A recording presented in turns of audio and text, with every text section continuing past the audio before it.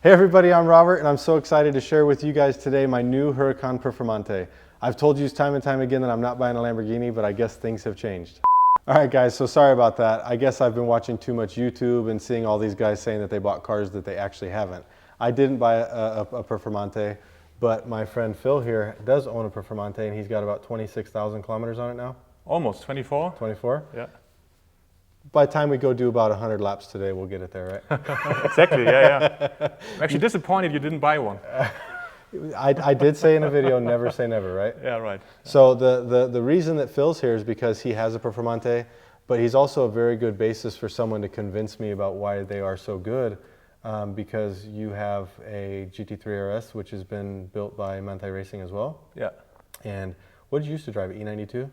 Oh, E92, also GT3 RS, 997, also GT2 by the way, 996, so different cars. Really. So this is a good basis. He's not your typical Lamborghini poser, he's a special one, right? Special poser. No, I don't actually like the kind of drivers who drive around and pose.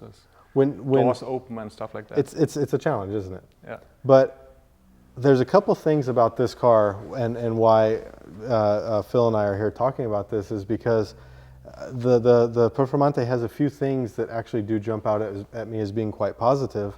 And we were speaking before that obviously my, would you say, vision of Lamborghini and why I don't have one stems a lot from maybe the Gallardo and different things like that. And I know how unreliable they could be, issues with gearboxes and just nightmares all the way around.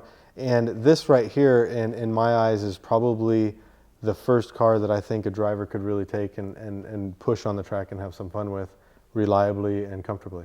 That's true. I mean, I've also not been involved with the brand before, so this was my first car. Okay. Essentially, I've always been a Porsche guy, GT Porsche all the time. But for me, I think there was a point when a friend of mine was driving the Super Trofeo race car back then, and he said, it's just an amazing car. You have an emotional experience, you have a very fast car. It was back then the fastest one-make cup in racing. It's a full racing car. He said V10 engine obviously is in terms of emotion, you cannot beat it, right? He said, try it out. I didn't try it, but he said there will be a road version coming. Okay. That was 2016 when he told me. I said, when that's happening, a V10, naturally aspirated, with a good chassis, mid-engine layout, aero, low weight, I will sign the contract. I think that's a big thing for me that I really should maybe backtrack on some of my thoughts about Lamborghini is that they are really probably the only brand that's making a production mid-engine naturally aspirated motor right now. And that's something I really do miss from Ferrari. I missed McLaren obviously didn't have it and since they became McLaren Automotive. And I really do miss that. And I will have to say that I need to give Lamborghini a lot of credit because going with a V10, 640 horsepower, that's something. You know, I don't need the 720 horsepower or 800 that the 720S has. You don't need all of that torque. When you can have a high revving motor, you can actually have a lot of fun with it.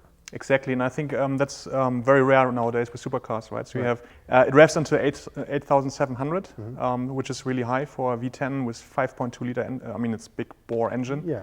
But that's emotion, right? So you have that high revving feeling, that linear. What's something that I miss in the Pista, it only revs to around 8,000 RPM. And sure, for a turbo motor, that seems reasonable. The McLaren revs quite a bit higher, but you feel like you're always shifting because that rev limiter comes so fast. Yeah. And then when you take away some torque and run it up to almost 9,000 RPM, it's exciting to drive. And it's responsive like a motorcycle engine, right? So if you pull the flaps, it's just insane. It's very cool. So, like I said, I need to look at the motor as a very positive aspect of the car. I don't think that anybody can say it's not a beautiful car. I think it's a very stunning car when you pulled in and it's got the really nice slope all the way from the front over the roof line. Yeah. That's a really cool look and I do like that a lot. It's got a nice size wing on the back, which I think is also important for a really good track car. Yeah. You know, Ferrari hasn't really done that with much since maybe the F40, I guess, you know, in that look. And I guess a lot of companies say we're moving away from that. But I think it really adds to that emotion when you open up the garage door and look at it, right? Absolutely, and for me the technical side is also something to call out, right? I mean, Lamborghini, they're about emotion, but this is really something where they actually invested into engineering, lightweight composite materials. So forged composite is a new carbon fiber type. Yes, exactly. Where they, you know, with boring together, they have a patent on that, right? So it's a new composite to make a car lighter, make it actually easier to produce some molded parts here. which is, I think, for me, a Also good an step. interesting aspect, yeah. Just not adding horsepower all the time, but really make a car functional, lightweight. They used active aero, so they have active aero flaps, in the back and the front. Exactly. I think it was called, they call it ala, right? They call it ala, which is wing in Italian, or Aerodynamica Lamborghini Attiva, which is a long word, but essentially just moving flaps and making sure you reduce the drag on high speed. So essentially it's a pretty good concept. Now, what things, since you have driven so many cars, what are drawbacks to the car? I mean, we could talk, I noticed you don't have 6-point harnesses in the car. We were looking through the car and maybe there was no brake cooling or things like that. What are what are the things that you would maybe like to see improved on the car so that somebody like me would be like, I've got to have this car? Yeah. So I think this car is a major step for Lamborghini, to be honest, absolutely major. There's just some refinements which you could add on, and we went to the factory and also told the guys, and they're very receptive to that. So essentially, you mentioned it, brake cooling. It's something where you don't want to do like 20,000 laps in a row. You want to cool the car down a little bit. The engine, everything, transmission is perfect. It's just more like you add heat on the front axle. So that's one thing. The other one is 6-point harness, which is something I personally prefer on the track because it's safer. You actually have a different seating position, so it's less of an issue because you're laying in the car, right? So I noticed the seats look like a nice reclined position. I like that. That's how the 675 is more so than the Porsche. Exactly. In the Porsches, I'm always sitting so upright. When you put the helmet on, your head is pushed so far forward. It's like you need brackets to tilt the seat back. You're actually lying like this, right? That's so cool. it's like a Formula car a little bit. That's really cool. So it's less of an issue, but in terms of safety, it would be good to have 6-point harness and a cage, right? A cage is, for me, something I would actually prefer in the car as well. In your GT3 RS, you have the cage with the front bars, is that correct? Right now not. I had it in there, but if you don't drive with helmet, it's yes, like, that's a problem. Now, that's one of the rules that I have here at Apex is that anybody that works for the company, if they take a company car out, they have a helmet on. And then even those that have private cars, I say, look, I want you to wear a helmet. I can't make you do it, but I'd really like you to because you need to set a good example. And I don't want someone having a minor incident and busting their head open. It's really, it really is a problem. To be honest, I see so many guys here around the street driving with just 3-point on there and full cage and no helmet. Yeah, it's really a challenge. So what are so obviously the things that you like the most about the car, the naturally aspirated, you like the driving position, obviously. Well, for me, it's the whole package. So in terms of emotions, it's a car where you actually don't need to do sub 7-minute laps, which I actually didn't do it in this car yet. So I'm struggling. I did a 7:03, which is for me the end of in terms of comfort, to be honest. But if you do, let's say 8-minute laps, even you enjoy the feeling. It's a very emotional car. So I've got a question for you. Shifting, engine, everything. We'll go controversial here. Yeah. You have done faster laps in your GT3 RS than you have in this. Yes. That leads back to my whole take on me wondering how fast this car really is. And that's an example is you've probably been 5 seconds faster in your GT3 RS, which is a car professionally that was 7 or 8 seconds slower than this, I believe. Yeah, well, to be honest, that time was with the competition suspension, right? So it was not the MR car yet, but it was with different suspension. So it does help a bit. And Cup R tires. This car doesn't have the tire. The Cup R tire is a big game changer as well. Big game changer. This car right now is just on the normal tires, but I usually run Trofeo R, and they're in terms of grip level slightly below the Cup R. They absolutely are. And I did a video on that where I lined them out and I said, went Cup R, Durezza, Trofeo. So it's a little bit unfair because the Cup R is probably the best car ever. When you were doing your laps in the GT3, you're on the Cup R. Yeah. Okay, that makes a little bit of sense as well. So it's like 10 seconds faster just because of the tire. There's all these things you have to balance out. So, in your opinion, this car is faster than the GT3 RS? If you take the stock GT3 RS, this is faster. If you take the MR is faster. Yeah, that makes sense. Cool. So, you did a lot of laps with this car in 2017 and 2018. Yeah. Did you have any trouble with the car, maintenance-wise, reliability-wise, anything like that? The funny thing, everyone was saying, "Oh, Lamborghini, don't do it," and it's not reliable. This car is the most reliable car I had since all the cars. So it's not even. The only thing I had was a brake issue with a brake disc. With the lack of... So that's nothing something really. So no oil consumption, nothing. It's just crazy. That's something that's really interesting for people to realize is that, lack of cooling on brakes, we'll go into this when we do our brake talk, but the biggest enemy to a carbon ceramic disc is heat. Definitely. Ceramic discs don't wear down like a steel brake does. They actually burn the material off of them. The carbon burns off. So when the brakes get hot, the carbon burns. So if you have a very efficient cooling system, you can keep your carbon ceramic brakes lasting a very long time by keeping them cool. Exactly. And if you don't have that, then you're maybe swapping out discs a little bit prematurely. So that's a challenge. So you've had the car, you know, you've done hundreds of laps with it, I guess, and it's been quite reliable for you. Absolutely, and the only point was really more the noise. I had the most problem I had was the noise. The car is too loud. The car is way too loud. You can't imagine how loud this car is.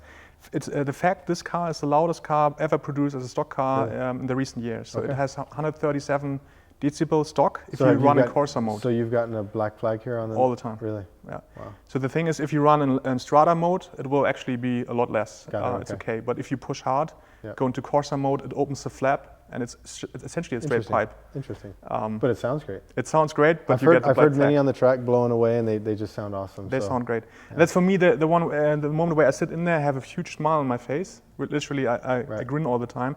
At one passenger joining me say, "Why are you laughing all the time?" I said, "I'm just enjoying the track." Just listen to it. So for you, when you went in the first time to buy the Lamborghini, what were the things you were afraid of when you went to buy it?